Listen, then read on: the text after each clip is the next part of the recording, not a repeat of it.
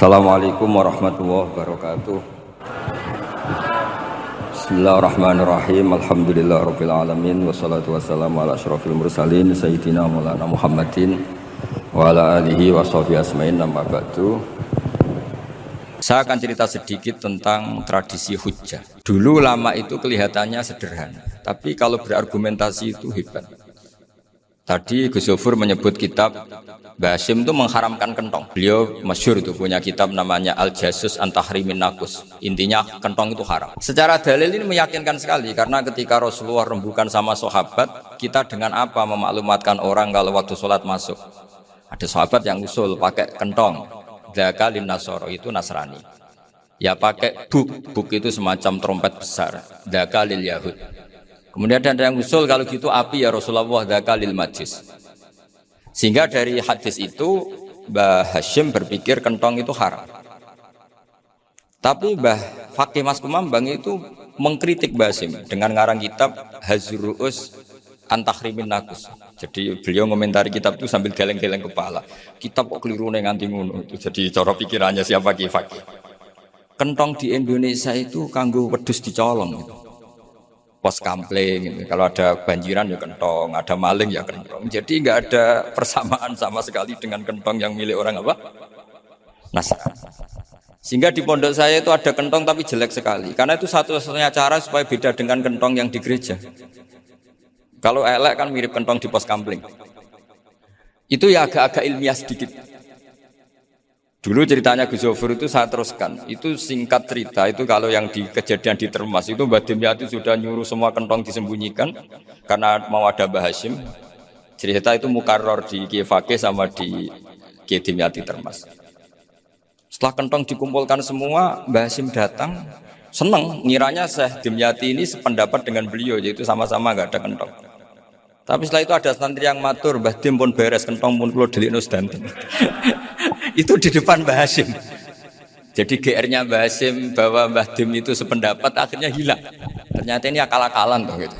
Karena santrinya matur, Mbah Dim pun beres santen kentong beduk sudah disingkirkan. Itu di depan Mbah Hasyim.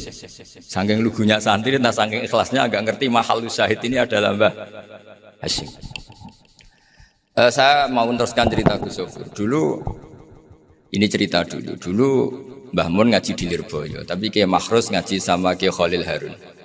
Kiai Khalil Harun itu adik juga sekaligus muridnya Mbah Umar Harun. Mbah Umar Harun itu generasi kedua setelah Mbah Ghazali. Beliau menantunya Mbah Ghazali, tapi ya sudah ponaan. Sehingga tradisi ini penting karena saya berkali-kali bilang di mana-mana. Status orang tua dan mbah itu adalah terserah anak cucunya.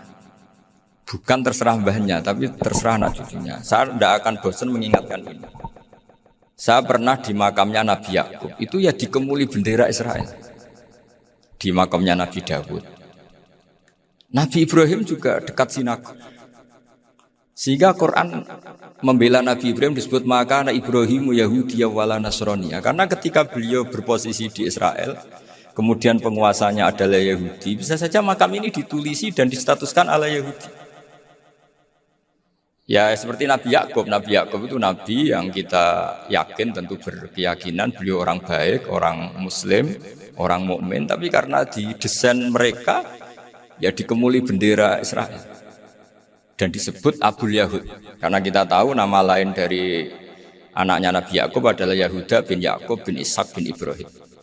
Sehingga perasaannya orang Yahudi menjadi Yahudi itu yang ngikuti mbah-mbahnya. Nah khawatir saya ketika buyut-buyut kita kaya, buyut saya itu orang kaya dulu, namanya Badur Rahman. Itu kaya sekali, tanahnya banyak. Dulu cerita Mbah Hasyim ya kaya sekali, Mbah Maksum juga kaya, Mbah Abdul Aziz juga kaya. Karena dulu itu inginnya kiai itu yo ketok sugih lah, gak ngel-ngelo santri. Tapi nanti kalau cucu-cucunya sudah ndak alim, itu ndak dianggap punya tanah itu karena untuk fasilitas santri. Aku tak kedonyan, mbah-mbahku ya kedonyan. Buktinya tanah yombo. Karena dia akan menafsiri sesuai cara berpikir. Makanya sanad keilmuan yang diceritakan Gus Zofur itu harus diulang dulu. Kalau nggak diulang-ulang, maka kita akan berpikir sendiri untuk menafsirkan Masyayikhon al-Kiram atau Ajdadan al-Kiram. Nah, ini yang bahaya, yang sering Quran mengingatkan. Jadi ada status yang disematkan oleh anak cucu kayak orang Yahuda tadi. Yahuda bin Yakub bin Ishak bin Ibrahim itu menstatuskan mbah-mbahnya yang bernama Ibrahim itu Yahudi. Sampai Quran sendiri yang bela makana Ibrahimu Yahudi wala Nasrani. Karena secara geografis sekarang Ibrahim di Israel dan otoritas itu juga milik mereka sehingga mereka bisa masang-masang atribut yang menunjukkan kalau itu Yahudi. Beberapa al-alim al-alamah yang minna itu sudah wafat dan kadang-kadang zuriyahnya itu tidak kita. Kalau sekarang orang bahasakan kubu sebelah. Akhirnya ya nggak boleh dikholi, nggak boleh diziarah. Terus seakan-akan yaqtaduna bi ra'yi, seakan-akan mereka berpendapat dengan pendapat syekh ini padahal enggak. Nah, sehingga tradisi ketersambungan sanad tadi baik secara genetik atau secara asbab itu harus terjaga. Saya beberapa kali banyaklah sering diceritain Mbah Mun. Dulu Mbah Munawir ini cerita ya, Mbah Munawir itu saking senengnya kitab, ben santri ini so ngaji kitab itu kalau ada alumni Lirboyo, alim disuruh baca muin di sini itu Mbah Munawir ikut. Saking ingin tasjiknya, ingin ngajari santri bahwa ngapal Quran itu hafal tok, tapi yo paham. Dan penggalenya Mbah Munawir itu sampai klimaknya dulu Mbah Zaini itu nate nikah sama Nyai Komariah kalau nggak salah binti Karim binti mana punya putra Gus Habib Gus Doha yang diantara putrinya dinikahi Gus Rosin. Terus akhirnya kesampaian juga ketika Mbah Munawir punya mantu alim alama namanya Mbah Ali Maksum, angsal Nyai Hasyimah sampai pondok Kramcak makruf bil ilmi, terutama ilmu sorof dulu karena Mbah Maksum itu komplain, fa'ala ya fulu kok terus fa'lan ya fa'ala ya fulu ya uful gitu kan. Masuk fi'il kok jejer isim gitu. Jadi dulu kata Mbah Mun itu ada persaingan ilmu sorof, sorofnya Mbah Maksum Ali Kuaron sama Mbah Ali Maksum Jogja. Jadi walian tok yang satu Maksum Ali Kuaron, yang satu Ali Maksum. Ya itu dulu saingan ngarang sorof. Nah ini yang menang siapa? Ya terserah duriannya. Kalau duriannya keren ya menang karena terserah yang kampanye. Saya bayangkan adekan Mbah Zubair tidak punya anak sealim Mbah Mun, mungkin halnya Mbah Zubair juga tidak sewow kalau punya putra Mbah Mun. Karena saya berkali-kali bilang kalau dalam syair Arab itu kama takarroma kadang dilafatkan kama tasyarrofa bi Muhammadin Adnan. Orang berpikir Adnan itu siapa? Itu karena ada Nabi Muhammad SAW. Orang mencari-cari Mbah Mun itu mencari Mbah Zubair karena ada Mbah Mun. Orang mencari Mbah Dahlan karena ada Mbah Zubair. Wong kok alime ngono iku bapake sapa? Wong kok alime ngono iku putune sapa? Tapi kalau kita ini sudah ndak alim, ini orang sudah nggak tertarik nyari-nyari leluhurnya karena dianggap selesai. Jadi yang dengan tanda kutip yang menghabisi mbah-mbahnya itu ya mesti cucunya. Ini mau ngamuk, mau peringatan, tapi ini juga peringatan pada diri saya sendiri. Jadi sehingga zuriyah ini penting. Kenapa para nabi mesti donga zuriyatan thayyibah? Kenapa selalu berpikir tentang zuriyah? Wa ja'alaha kalimatam baqiyatan fi aqibi. Karena zuriyah ini yang nanti bisa menstatuskan leluhurnya. Seperti tadi cerita Mas Maftuh ini tak puji betul. Saya hari ini tidak ingin gojlok supaya kewalian saya tidak tergerus oleh kedoliman. Saya pernah diceritain Gus Zofur juga sering baca buku tentang Mbah Maksum. Dulu Mbah Maksum kalau wasiat kembali ya gitu. Kamu harus NU dan harus mempertahankan NU, tapi tidak dengan cara membenci Muhammad. Dulu Mbah Mun juga sering cerita. Dulu Mbah Hasyim itu ngaji Syekh Mahfud. Nah, Mbah Ahmad Dahlan dulu namanya Darwis sering ngaji sama Syekh Khotib Minangkabau. Zaman itu Syekh Khotib sudah modern, sudah ikut gerakan Abdu, gerakan Almanar. Sehingga bawaannya Mbah Ahmad Dahlan ini agak agresif. Yang Mbah Hasyim karena hanya mulazim di Syekh Mahfud, hanya sesekali ngaji Syekh Khotib, beliau lebih seperti itu. Dan dua beliau ini sama-sama pernah ngaji Mbah Soleh Darat di Semarang, Mbah Hasyim sama Mbah Ahmad Dahlan yang dulu namanya Darwis. Jadi ini masih min muskatin wahidah mimam bain wahid. Sehingga kita tidak kaget ketika Mbah Ali Maksum mengomentari Muhammadiyah itu masih ahli sunnah wal jamaah. Makanya nanti terakhir saya baca kitabnya Mbah Ali dan sering saya pelajari. Andai kan kita ini sepakat dengan ilmu, ya kita tahu lah. Kalau Abu Hanifah itu tidak kunut, Imam Syafi'i kunut, berarti kunut itu madzhabnya Abu Hanifah, bukan madzhabnya Mbah Ahmad Dahlan. Apa tidak kunut itu madzhabnya Abu Hanifah, bukan madzhabnya Mbah Ahmad Dahlan. Kita kunut itu madzhabnya Imam Syafi'i, bukan madzhabnya Mbah Hasyim. Ini semuanya masih dalam bingkai ilmu. Adzan qabla subhi juga riwayatnya jelas. Tidak adzan ya sudah perilaku kita sudah jelas. Dulu Mbah Mun sering didik kita gitu. Saya sering dengar cerita kalau dulu Pak Arif Fakhruddin begitu hormat sama Mbah Ali, apalagi duriahnya Mbah Azhar Basir karena beliau dulu do ngaji di Termas. Dulu itu enggak ada masalah karena semuanya dianalisis pakai ilmu. Tapi sekarang pakai identitas yang unut tuh NU yang enggak unut Muhammadiyah. Berarti Abu Hanifah itu Muhammadiyah, Imam Syafi'i itu NU. Berarti Imam Syafi'i itu ya anak buahnya Ki Miftahul Ahyar kira-kira gitu kan anak buahnya Pak Said Akil. Kan terus jadi repot. Dulu kita ini pengagum ilmu bukan pengagum perbedaan. Sehingga di sini yang saya kagum dari sekian ceritanya Mbah Ali Maksum, supaya kitab ini to the point, supaya nggak lama-lama karena waktunya juga. Nanti kalau kemalaman ini kena semprit ini sudah. Ini diantara yang diceritakan Bali itu unik. Imam Syafi'i itu sering tawassul, sering wasilah sama siapa itu? Abu Hanifah. Ini sudah tak petakan, saya baca yang sensitif lah, yang ini ya. Ziyar al-Babus Samin, terus sebentar ini yang bab tawassul.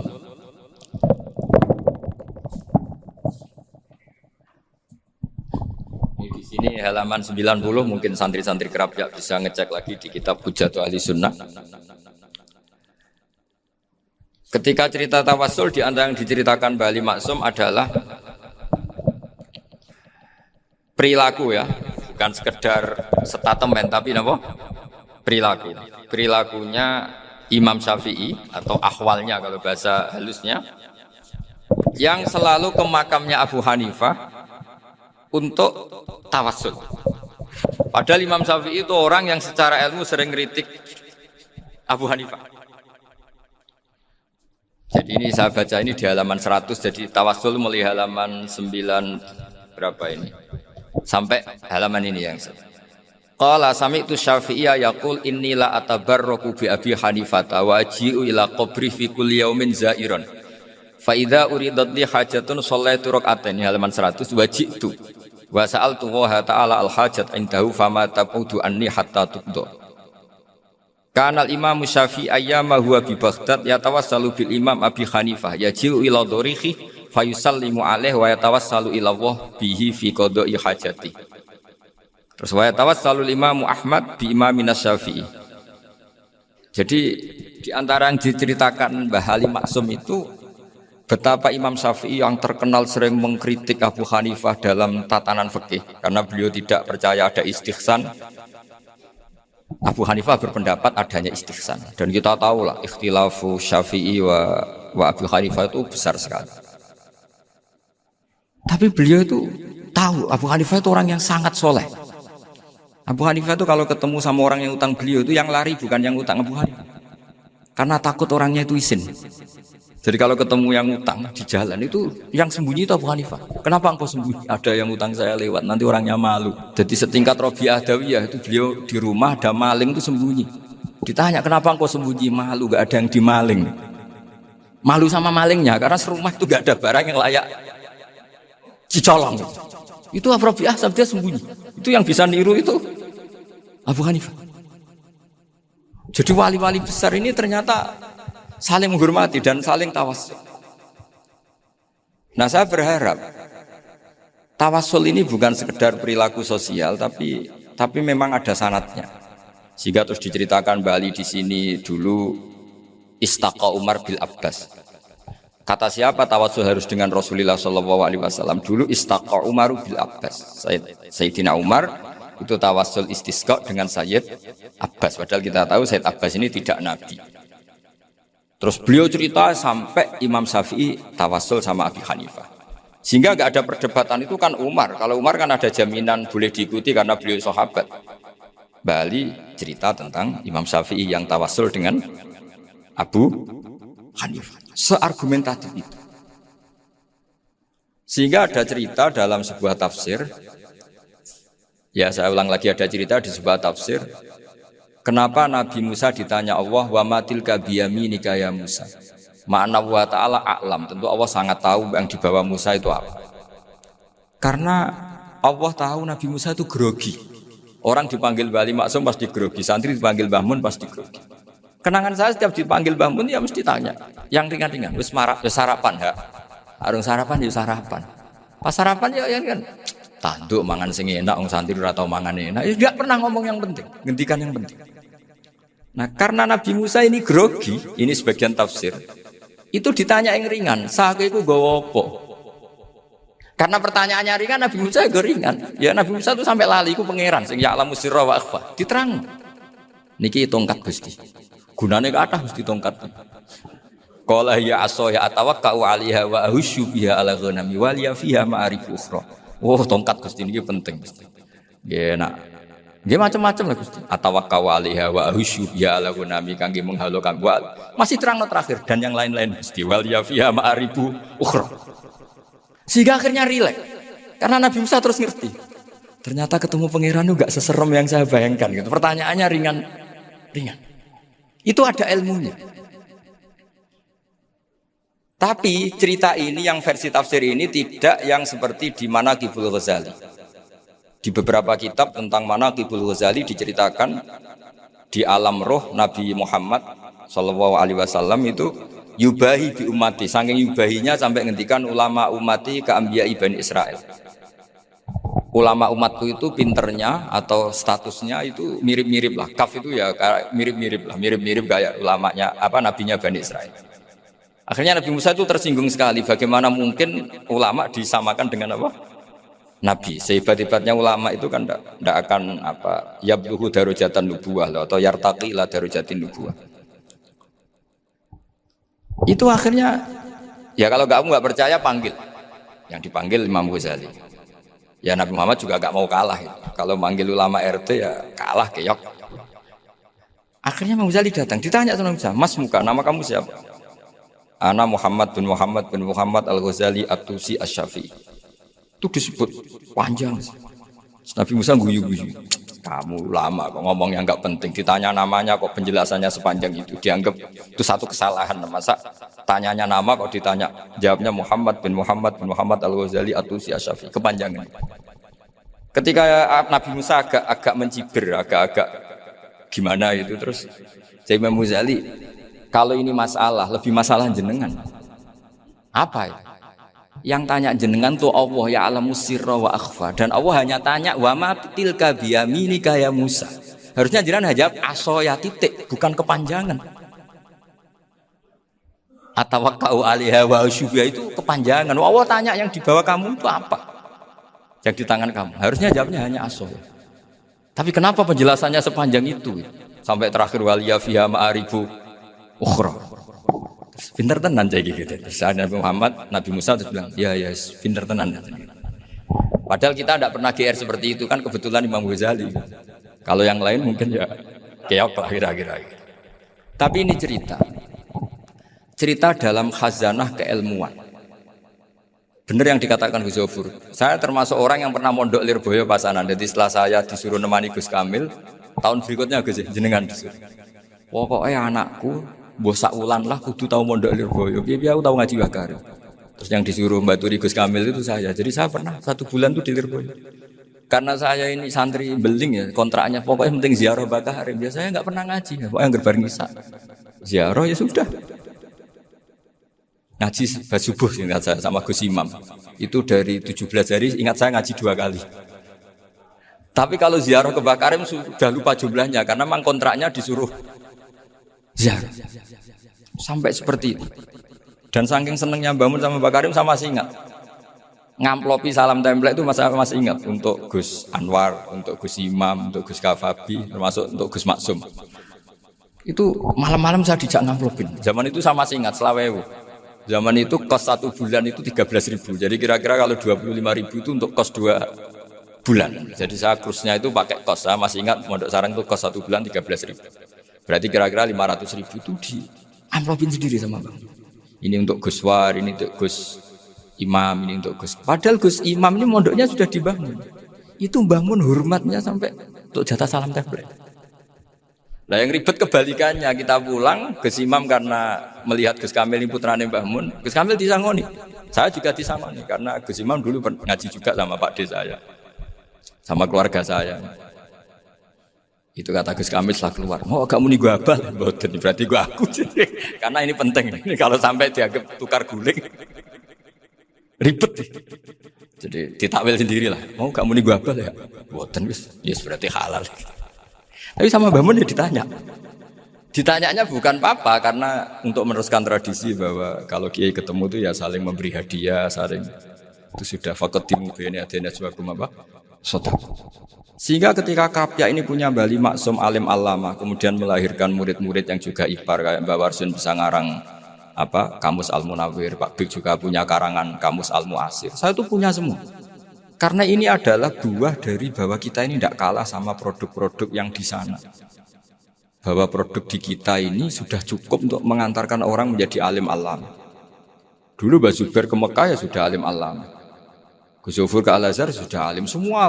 Teman-teman kita ke Mekah itu sudah alim semua. Padahal produk mondoknya ya tadi mau digojlok kiai ini terus mangkel be keamanan biasanya. Biasanya musuh besar pondok itu keamanan. Jadi ya bukan berarti gojlok ibunya Gus Maftun enggak. Biasanya keamanan itu musuhnya apa?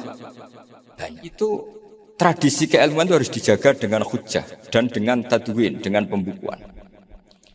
Saya punya sekian cerita ya, misalnya dulu kita mungkin iskal itu janggal. Kenapa sih orang Islam tukaran sama orang Islam? Sehingga di antara doa Nabi yang enggak dikabulkan Allah, enggak boleh dikabulkan. Sama Allah enggak boleh, bukan berarti enggak mustajab. Redaksinya famana aniha, memang enggak boleh. Redaksinya bukan falam yastajib lahu tapi famana aniha. Di Al-Marrah As-Salisa ini Nabi dilarang, yaitu melarang umat Islam itu jangan sampai tukaran sama umat Islam sendiri. Itu kata Allah, ya tidak bisa kata Allah, kalau itu tidak saya kabulkan. Itu dulu guru-guru kita nyontohkan sederhana. Kira-kira kalau saya tukaran wek Gus Zofuru, Mbah Mun luwih ikhlas timbang ditukari wong liya. Nak ana kakak ditabuk adik, wong tua luwih ikhlas timbang ditabuk tangga. Barokahnya membaca kita lebih mentoleransi. Kalau ada Mbah Hashim dikritik Mbah Fakih Mas Kumambang, kita ikhlas. Tidak dikritik guru PAUD, itu kan. Atau dikritik orang-orang nggak bisa ngaji. Artinya ternyata keliru kita bilang kiai kok tukaran. Justru bagus kiai tukaran. Dibanding kiai dikritik guru PAUD atau dikritik orang-orang yang nggak bisa baca kitab. Akhirnya barokahnya baca kita menjadi tahu. Dulu Mbah Mun sering cerita, ini masih cerita silsilah ya. Jadi Bali Maksum tadi kita tahu di antara guru besarnya Bali Maksum tentu Mbah Mahfud Termas. Beliau adalah adik dari Kiai Mahfud Termas. Mbah Dimyati ini adik Kiai Mahfud Termas.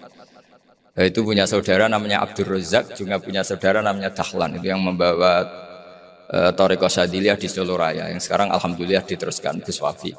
Dulu di antara pesannya Mbah Mun ke saya, hak Wafi kandhani kon ziarah ning Mbah Dimyati. Mergo Thariqah Syadziliyah dulu itu yang bawa keluarganya Mbah Dimyati. Jadi semuanya ini masih dzurriyyatan ba'duha min ba'd. Nah pesan saya karena tadi Mbah Munawwir yang termasuk orang pertama yang bawa Quran, bawa qiraah sab'ah. Kenapa saya bilang termasuk? Karena kalau bilang paling pertama ini nanti butuh data. Dan itu agak kerepotan. Nah, tapi yang jelas mimman istahara lah. Mimman istahara yang membawa sab'ah ke sini itu adalah Mbah Munawwir. Terus beliau ngajarkan diantaranya ke Mbak Arwani. Pakai kitab Satibi, pakai kitab Nazmus Satibi. Terus Nazmus Satibi itu diteruskan oleh Mbak Arwani, ditulis. Yang nulis dulu Mbak Dola Salam. Bapak saya itu murid Mbak Dola. Dulu Mbak Dola sebelum ke Mbak Arwani ngaji sama Ki Said di Sampang. Bapak saya sebelum ngaji di Mbak Dola sudah hafal Quran lewat buyut saya sendiri namanya Ki Zubaidi. Yang Ki Zubaidi akhirnya jadi menantunya Mbak Ahmad Su'eb. Jadi buyut saya kandung ini namanya Sofia, itu angsal keluarga Lasem yang adiknya. Sofia ini punya adik Badi'ah yang jadi ibunya Ki Sahal. Ki Sahal punya Mbak Yu namanya Muzayanah, punya di Garwa Ki Mansur punya anak Gus Qayyum.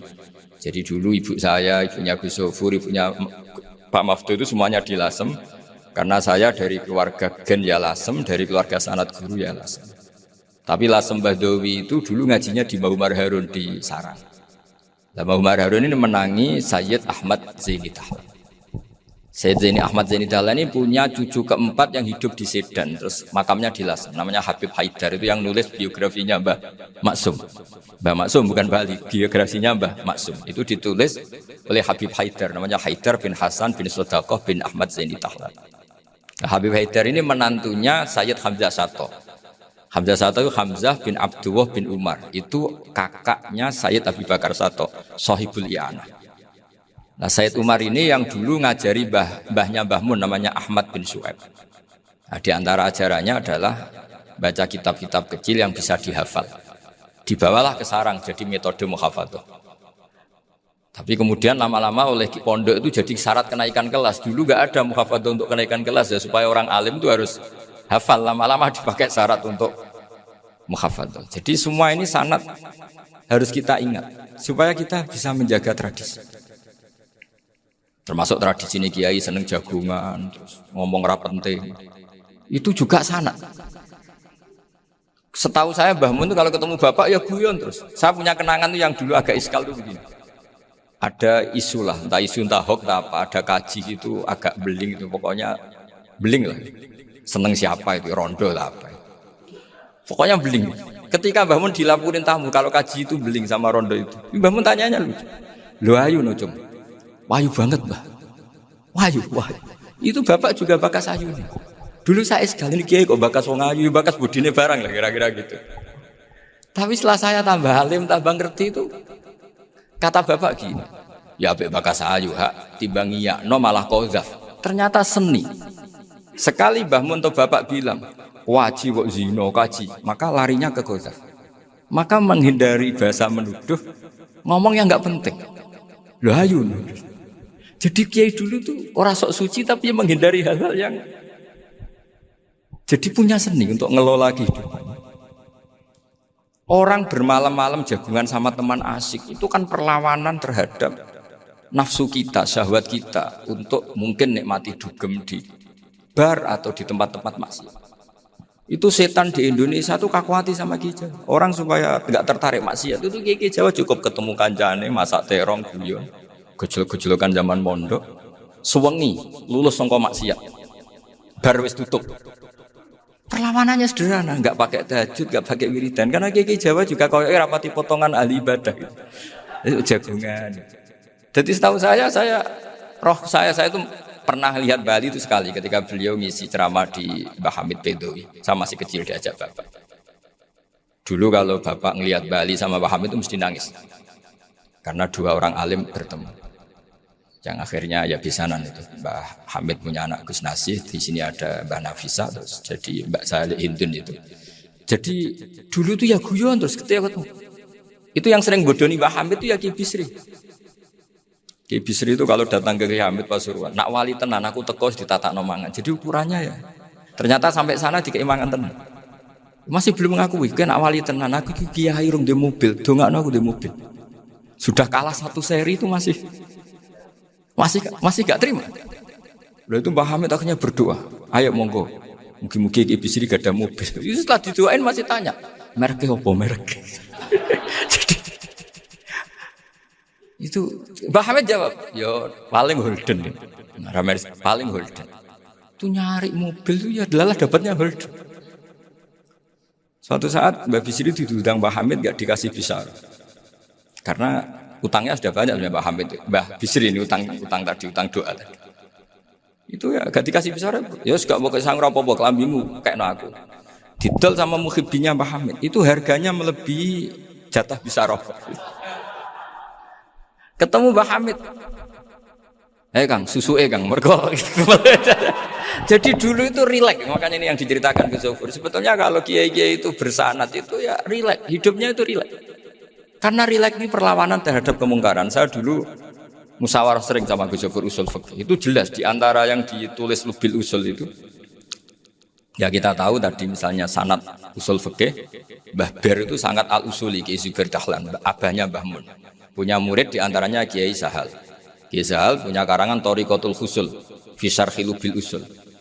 Itu Thariqatul Husul itu beliau ngendikan dalam mukaddimah bahwa saya bisa mensarah ini berdasar ngaji maknani sama Mbah Zubair. Terus beliau mengutip sarah itu dari kitab Nailul Ma'mul. Beliau ngendikan binus khotin khotiyah ghairi matbu'ah. Dan itu ditemukan di Kiai Mansur di Lasem. Karena Kiai Mansur iparnya Mbah Sahal. Mansur bin Khalil ini di antara katibnya Syekh Mahfud.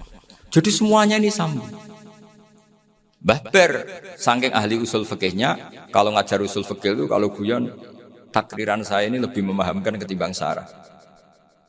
Ya sudah, terus Mbah Zubair, Kiai Fakih, terus Syekh Mahfud. Di sini Syekh Mahfud termasuk orang yang dekat Mbah Munawir sampai putrane Mbah Mahfud namanya Gus Muhammad dibawa Mbah Munawir, kemudian mondok di Termas diantaranya, terus dinikah jadi menantunya kalau nggak salah Haji Taslim di Betengan, kemudian sekarang juriannya Mbah Mahfud di Betengan. Ini nggak boleh hilang secara sebenarnya. Itu diantara di usul fikih diterangkan. Ketika diantara 5 hukum itu ada yang bernama mubah. Mubah itu boleh dilakukan, boleh ditinggalkan, dan kalau dilakukan ya tidak berpahala, tidak disiksa. Itu ada ulama yang protes. Protes nggak bisa seperti itu. Ithma min mubahin illa wa tahaqqaqu bihi tarku haramimma. Fa'il zamu minas sukun tarkul qatli wa minas sukut tarkul qadaf. Tidak bisa, mubah itu tidak ada. Kalau kiai jagungan semalaman, itu Allah ngitungnya itu hada taroka dugem, wahada taroka delok dangdut, wahada taroka kada wakada. Oh, itu luar biasa. Dan kita ngikuti yang seperti itu saja. Gak usah tahajud, gak usah witir telulas kaya ora kuat timbang gremeng. Sewengi jagungan, setan ngenteni kita tergoda maksiat, ternyata maksiatnya sampai tutup, kiainya masih apa? Jagung. Jadi jagungan saja ada ilmunya bahwa itu perlawanan terhadap tarkul ma'asi. Sehingga bagaimana Anda katakan mubah ini mubah, toh gunanya adalah tarkul haram. Meskipun efek mubah juga bisa tarkul wajib, wae bojo blonjo turu. Karena wae ngrumat ibuke turu. Itu halal wajib. Jadi mubah itu resikonya ya bisa tarkul wajib, bisa tarkul haram. Sehingga kalau sanad ini terjaga secara baik, secara kultur. Saya sering juga sakuan sama Gus Yofur itu mesti tak niati gitu. Jagungan wong alim wis ibadah dan menikmati ibadah adalah dabul auliya wa dabul ulama. Kata Imam Ghazali, pada akhirnya waqud buhadaddin al istilzat bil mubahat. Kata Imam Ghazali, pada akhirnya qudbu hadaddin, madaru hadaddin, pokok dari agama ini adalah melawan kemaksiatan dengan kita menikmati al istilzat bil mubah. Kita menikmati sesuatu yang dibolehkan Allah Subhanahu wa taala. Dan seperti ini itu bisa qasmu dhuhri syaitan, bisa menghancurkan punggungnya setan. Karena kalau melawan setan dengan ibadah ini kadang kita capek selain isra potongan. Tapi nak kangkang komplek H gitu jagungan mbek kancane, ngenang melarate, mbok ngenang ras sekolah ramunggah, kenangan sing ramunggah diarani istiqomah. Itu kan diarani tulus zaman, sing munggah dianggap kesusu. Saya ini punya pondok Quran, kalau ada yang hafal 3 tahun itu mesti digojol kancane. Gak apik kesusu. Kesusu itu mesti tidak barokah karena tergesa-gesa apa? Hatam. Sehingga yang enggak hatam-hatam itu kayak partai mayoritas. Ini yang partai tulis zaman katanya. Ahli sabri katanya. Akhirnya di pondok gara-gara itu mau guyon tapi enggak ada stigmasi yang enggak naik. Di pondok sarang itu saya punya teman itu banyak yang sekelas dengan saya, sekelas sama Gus Kamil, akhirnya sekelas dengan Gus Zofur. Padahal saya ini kakak kelas.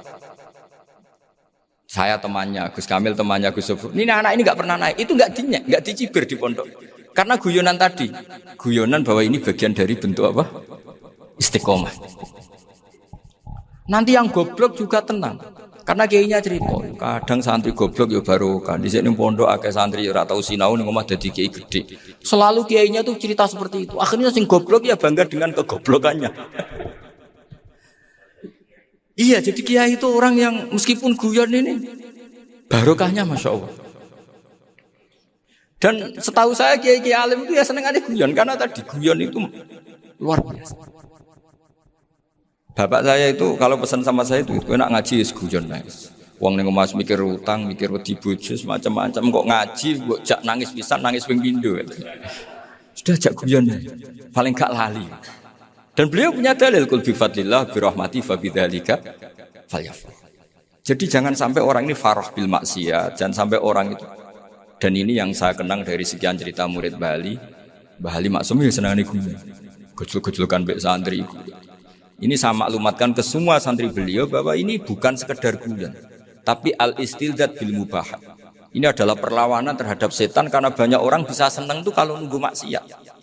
Ini bisa senang dengan sesuatu yang tidak maksiat. Itu kayak apa hebatnya? Makanya Nabi itu kalau ketemu sahabat ya sering ngendikan yang ringan-ringan. Ya Umar, ma'afalan duher, jom mana piye ije. Kalau ketemu anak kecil ya. Nanti ketemu yang tua-tua yang sudah nggak bisa mikir, ya cerita-cerita saya mohon sekali murid-murid kerap ya. Jangan hanya ngaji fikih. Kalau hanya ngaji fikih itu posisi Abu Hanifah itu seakan-akan nyun sewu orang yang sangat tidak ahli hadis. Karena beliau di situ kelihatan kalah sekali dengan Imam Syafi'i. Apalagi di perdebatannya Muhammad bin Hasan Asy-Syaibani dengan Imam Syafi'i itu kelihatan sekali betapa Abu Hanifah itu orang yang nyun sewu ditinggalkan dalam ilmu hadis. Sampai beliau hanya dapat gelar min ulama ahli ra'yi, termasuk ulama yang kuat logikanya. Juga harus baca kitab-kitab seperti ini. Ternyata di balik Imam Syafi'i mukhalif pada beliau di bab-bab fikih, perilakunya sangat hormat. Sampai beliau itu kalau tawassul ke kuburannya Abu Hanifah. Dan beliau ngendikan an-nasu fil fiqhi iyalun ala Abu Hanifah. Semua orang yang ahli fikih itu masih anak buahnya Abu Hanifah. Saya berkali-kali cerita, mazhab Syafi'i itu alatut tadhir hanya dua, yaitu al-ma' wa turab. Abu Hanifah nambahi wanar. Alasannya Abu Hanifah orang mukmin yang dosanya banyak itu dibakar di neraka, dan alasannya Allah litadhirihim, untuk mensucikan mereka. Jika pikirannya Abu Hanifah an-nar itu min alatit tadhir. Apa yang terjadi ketika bata itu batu bata yang dibakar, di situ campur teletong, campur apa-apa. Itu kalau sudah hormat Abu Hanifah selesai, sudah suci. Karena sudah ngelewatin pembakar. Meskipun kita tidak akan kalau kehilangan air terus wudu dengan api, bisa punya semua. Tapi apapun itu menjadi solusi. Sehingga saya punya kitab namanya Ikhtilafu Malik, Ikhtilafu Malik wa Abu Hanifah atau Ikhtilafu Syafi'i ma Abu Hanifah. Itu kelihatan sekali kalau Abu Hanifah itu nyuruh posisinya kalah. Karena yang ngarang orang-orang Syafi'i. Tapi kalau melihat kitab-kitab kewalian, misalnya di kitab Mizan Kubro ini juga sering disebut kisah itu Bali Maksum tentang Imam Saroni. Berkali-kali beliau mengutip Mizan Kubro. Itu Abu Hanifah adalah orang yang sangat mukasyafah. Artinya ketika Nabi cerita air wudhu itu menjatuhkan dosa, tidak ada air wudhu yang jatuh ke kamu kecuali saat itu juga dosa kamu jatuh. Itu beliau datang ke Madharota Kufah. Kemudian beliau bilang sama si orang tua tadi, tub anizina. Orangnya terus bilang atubu minazina. Ada lagi pemuda datang dibilangin tub an ukuki walideka. Terus bilang tub tu an ukuki walidaya. Sampai yang terakhir ada tub an simai alatilahwi atau an samai alatilahwi. Terus tub tu an samai. Ketika orang itu ditanya, kenapa engkau begitu tahu dosanya apa? Saya tahu air wudhu ini menjatuhkan apa. Jadi kira-kira kalau zina mungkin ya batang babi lah. Kalau hanya sekedar melihat bak-bak mungkin ya curut atau tikus lah kira-kira gitu. Nak dulu sediluk ya mungkin ya tikus cilik gitu. Nak dulu suwi ya tikus werok itu atau apalah. Pokoknya beliau itu tahu. Tapi anehnya Abu Hanifah apa? Setelah itu dia nangis minta mukasafahnya ditutup. Ya Allah, saya ini mukasafah kok malah menjadi tahu sawatil mukmin. Padahal aturan syariat jenengan man satara musliman satarahu, bahwa enggak baik melihat jeleknya orang mukmin. Minta ditutup. Makanya saya ini bangga ada mukasafah. Makom yang kita sampai sekarang itu makom setelah Abu Hanifah mukasafah. Jadi Abu Hanifah repot-repot mukasafah, minta makomnya ditutup tidak menjadi mukasafah. Dan alhamdulillah kita sudah tidak mukasafah sebelum minta ditutup. Jadi kita ini keren. Keren karena aturannya itu man satara musliman satara huwa, yang tidak tahu aibnya orang muslim maka Allah akan nutupi aibnya di akhirat. Dan kita alhamdulillah barokahnya tidak mukasafah, tidak ngerti aibnya orang mukmin. Jadi kita harus pakai patokan ilmu. Saya ulang lagi, kita harus pakai patokan. Makanya saya tahu betul ketika Kiai Hamid Pasuruan, beliau dulu ngaji Jamul Jame, ngaji Juman, Bali Maksum di sana sama Gus Habib, sama Gus Muhammad bin Mahfud. Termasuk mbah saya kandung dulu Kiai Sidik, mbah saya yang dari itu juga ngaji di Termas. Bapak saya dulu Kiai Nur Salim ngaji di Buyut Baiti. Dulu itu kawin juga sederhana, kayak cerita Gus Zofur. Jadi bapak saya kandung itu Kiai Nur Salim itu ngaji di Mbah Baiti. Mbah Baiti itu adik kandungnya buyutnya saya dari ibu. Nah, Mbah Baiti itu teman akrabnya mbah saya namanya Kiai Nur Sam, Mbah Nur Sam. Singkat cerita terus Nur ke Jorabi arah Arabekno itu. Setelah bapak saya ke Mbah Dullah mau ditawarin jadi mantu, kata bapak saya kula pun dipek mantu Mbah Bedi. Akhirnya dapat ibu saya itu. Karena ibu saya itu cucu Mbah Bedi, cucu lambung. Jadi mbahnya ibu saya itu Mbak Yunya Mbah Bedi. Namanya Mbah Sofia tadi yang dapat Mbah Idris itu. Yang Mbah Idris ini bin Umar. Ya Umar, Mbah Umar yang mbahnya Mbah Hamid. Hamid bin Abdul bin Umar. Kalau bahasa itu Fatimah binti Idris bin Umar. Dulu kecilnya Mbah Idris namanya Abdul Khalik. Kalau kecilnya Mbah Hamid namanya Abdul Mukti. Kalau kecilnya Mbah Maksum namanya Muhammadun kalau nggak salah. Dulu itu orang dulu itu namanya dua-dua karena diganti ketika musim apa? Haji.